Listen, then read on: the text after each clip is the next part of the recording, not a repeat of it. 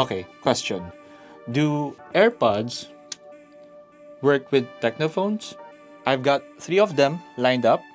The POVA 7, the Spark Go 2, and the Spark 30C. We're gonna do a quick lightning round. And I'm gonna give each one of these first impressions rundown. Because, well, I've never tried a TECNO phone before. But wait, before we start, just wanna let you know that everything we'll cover in this episode is tagged in the new YouTube shopping feature. Just press View Products below this video, choose the gadget you want to check out, and you'll quickly get transported to its listing on Shopee. Anyway, let's begin.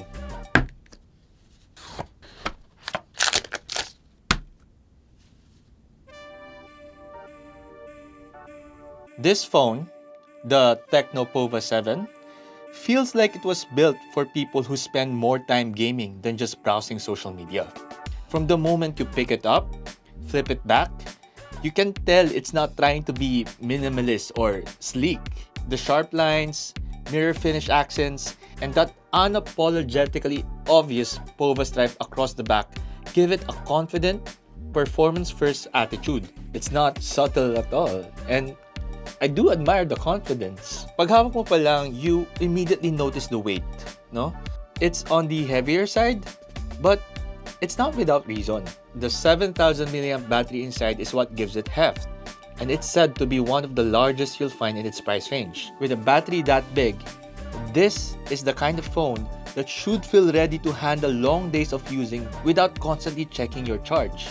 In terms of weight distribution, it feels balanced. I mean, it's not top heavy, it's not bottom heavy, if there's such a thing, which makes it easier to hold during long sessions. Ngayon, usapang display naman tayo. It is 6.78 inches with a 120Hz refresh rate, which is, yeah, totoo naman. Parang mukha naman siyang 120Hz.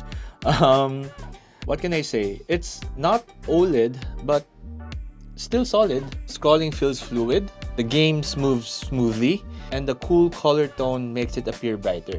The size of the screen, again 6.78 inches, gives plenty of room for visuals to breathe. Pero ako kasi, I'm a relatively small phone kind of guy, like 6.1, 6.3 inches. But if you like the larger phones, the larger screen phones, yeah, this has it. Okay, to sum it all up, what I like the most about this phone is its confidence in its identity. The TECNO POVA 7 knows exactly what it is. It is a large, supposedly long-lasting device meant for people who value endurance and spectacle. It's not pretending to be a luxury piece. It's loud and sure of its purpose. And in a way, that honestly gives it its own kind of charm. Next up, the TECNO Spark Go 2. This phone, technically speaking, sits in the entry-level tier, but the way it's built and the way it looks, it kind of makes it hard to treat it like one. It doesn't scream budget phone. The 6.67-inch hole punch display is the biggest surprise, no? The refresh rate is 120Hz, which gives every motion, scrolling, swiping, or just unlocking the phone, that satisfying smoothness you'd normally associate with something more expensive. Everything about the front looks cleaner than it has any right to at this price point. It's tastefully minimalist and well-balanced. Rounded corners, a slim frame, and a soft metallic finish that reflects light with a hint of sophistication. Yun na lang, sophistication. From the feels of it, it seems like plastic, but solid plastic. No flexing, no hollow sound when you tap it, and the matte back helps keep it smudge-free and comfortable to hold. Now, the UI, I think, complements the design very well. TECNO's interpretation of Android feels light and cohesive. Transitions are smooth, icons look tastefully playful, and the overall system feels calm and look consistent. If I have to describe this phone in one thought, this TECNO Spark Go 2 is a reminder that refinement doesn't always come with a high price tag.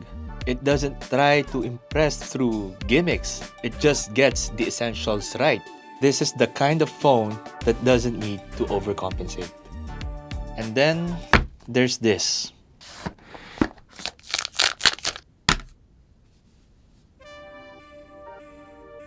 The TECNO Spark 30C, that's mouthful, doesn't reinvent anything. But it does show how capable TECNO is in making affordable phones feel well made. Design isn't unique, like you'll find a similar aesthetic on other mid-budget devices. Yet the execution here feels cleaner than expected. The proportions, I think, are just right.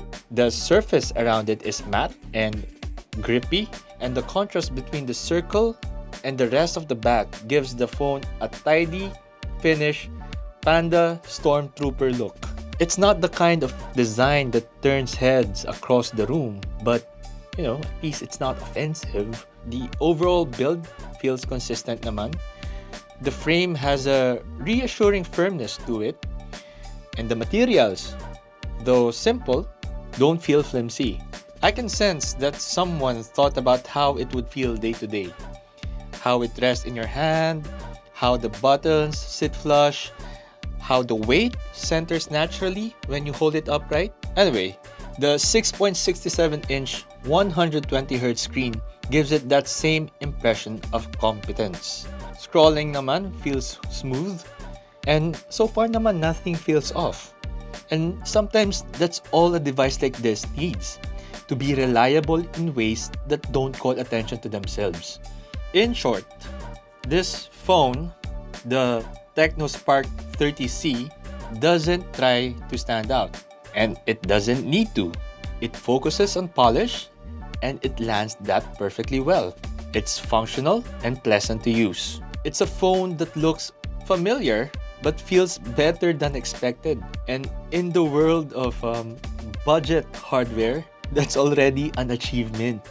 Now that's done, let's talk about the AirPods Pro 2. Now, most people think that they only really work well with iPhones. And to an extent, that's true. But pairing them with Android, or in this case with TECNO Phones, still gives a surprisingly solid experience. Being the basis of almost every earbud clones, the design feels all too familiar already. But as it is, it still is impressive. And another thing is, unlike its many clones, the AirPods feel solid and substantial. Anyway, you just have to take my word for it, pero the stems click so satisfyingly.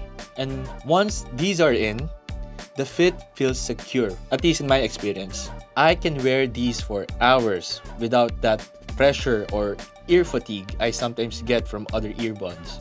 Now, usapang sound quality, it does stay balanced. That typical Apple tuning where nothing's overdone, still present. It's a jack of all trades sort of thing. Now, noise cancellation is where these still stand out. They do a great job of cutting down background chatter and steady hums. And that transparency mode, man, it feels so natural. You hear what's around you without it sounding processed. As in, sometimes I forget that I'm still wearing them. When paired with the TECNO phone, all the core features stay intact. With that being said, you do lose the extra Apple-only stuff like auto-switching between devices or spatial audio, but the essentials like active noise cancellation, transparency mode, and consistently good sounds, all of those carry over. So, do Apple's AirPods Pro 2 work with TECNO phones? Yes, and not just technically, They perform well even outside Apple's ecosystem. You don't get every feature, but you still get what matters. Okay, after a lightning round with all these side by side, one phone made a mark long after I put it down, and that is the TECNO POVA 7.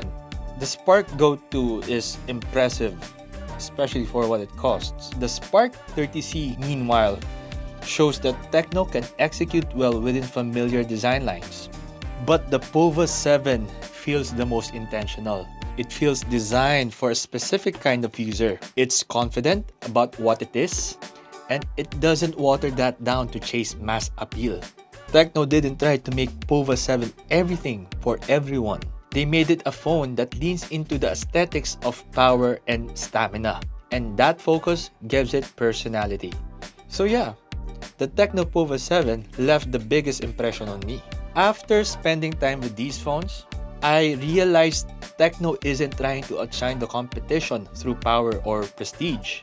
These devices feel grounded in the basics. They're not perfect, obviously, but these phones feel more balanced, more cohesive, and more sure of their identity than I expected.